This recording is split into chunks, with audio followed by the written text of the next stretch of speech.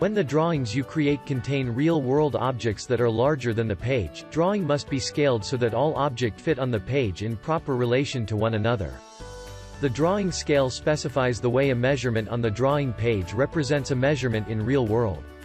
In MyDraw you can find 5 predefined scales, which are most commonly used: abstract drawing, metric, architectural, mechanical engineering, civil engineering. You can also use a custom scale and enter own values according to your needs.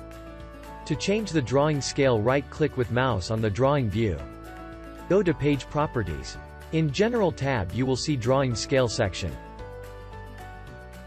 Click on Select Drawing Scale if you want to select one of the predefined scales.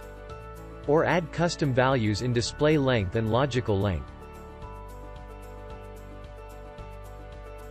Click OK to apply the changes. Go ahead and download MyDraw today.